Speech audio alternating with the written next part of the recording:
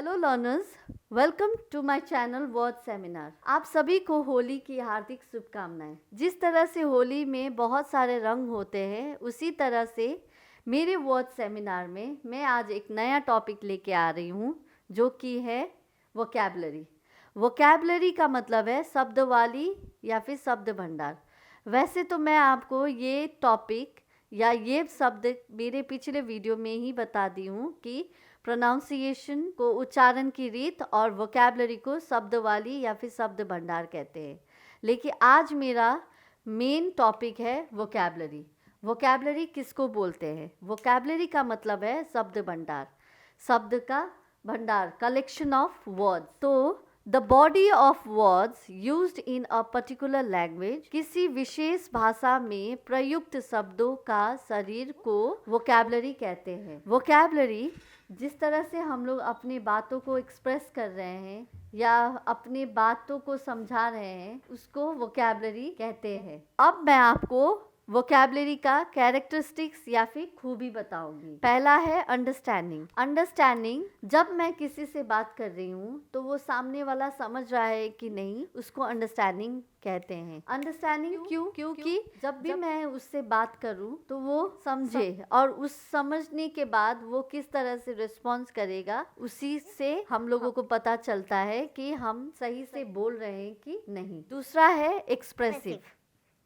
Expressive, जब भी हम बात करते हैं तो अलग अलग तरह का एक्सप्रेशन होता है, चाहे वो खुशी का हो, गम का हो, गुस्से का हो, हर तरह से वो एक्सप्रेशन बताता है। तो वोकैबुलरी में दूसरा वर्ड भी आता है, वो है एक्सप्रेशन। तीसरा है एक्सेंट। जैसे कि नॉर्थ और साउथ में देख लीजिए, हिंदी तो एक ही भाषा है जो कि नेशनल लैंग्वेज है, लेकिन नॉर्थ का हिंदी और साउथ का हिंदी में बहुत फर्क होता है। साउथ में जो बोल रहा है वो हिंदी अगर नॉर्थ में बोले तो उसका लैंग्वेज और बोलने का जो उच्चारण है वो अलग हो जाता है, डिस्टिंक्टिव हो जाता है। तो एक्सेंट भी वोकैबुलरी में आता है। जब हम किसी दूसरे रीजन में जाए या स्टेट में जाए तो भाषा अलग होता है। वहां पे जाने के बाद हम उस इंसान से या उन लोगों से कम्युनिकेशन होना बहुत जरूरी होता है, क्योंकि उन लोगों से जब हम बात करें तो उन लोगों का एक्सप्रेशन किस तरह से है, बोलने का तरीका किस तरह से है, और भाषा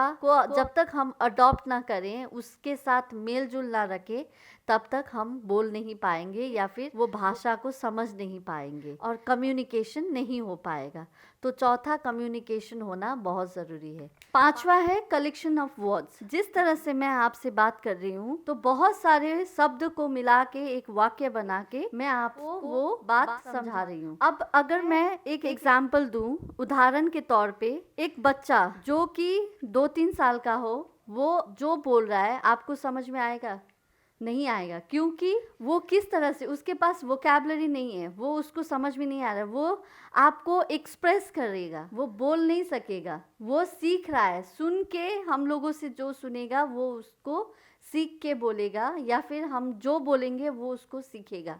लेकिन वहीं पे 5 साल का बच्चा हो या फिर हम लोगों को देख लीजिए कि हम लोग वो चीज बोल के या फिर आप शब्द को मिला के एक वाक्य बना के आप सबको सुनाते हैं या फिर बात करते हैं, कम्युनिकेट करते हैं, एक्सप्रेस करते हैं, फीलिंग्स दिखाते हैं या कहते हैं। छठा है artistics and stylish form. Artistics और स्टाइलिश फॉर्म में यह है कि बोलने का तरीका, किस तरह से वो बोल रहा है। जैसे कि अगर नॉर्थ में आप जाए, दिल्ली के साइड में जाए, तो आप अगर किसी से बात करें तो वो रिस्पॉन्स में आपको हाँ जी या फिर जी लगाएगा। वहीं पे आप दूसरी जगह जाएं तो उसका बोलने का रिस्पॉन्स दूसरा ही होगा। तो यही है आर्टिस्टिक और स्टाइलिश फॉर्म। आज के लिए इतना ही। अगर आपको मेरा ये वीडियो पसंद आए तो लाइक, शेयर और सब्सक्राइब कीजिए। कोई भी क्वेश्चन हो आप वो कमेंट बॉक्स में कमेंट करिए और बेल आइकन को प्रेस कर दीजिए ताकि मेरे आने वाले वीडियो आपको सबसे पहले मिले।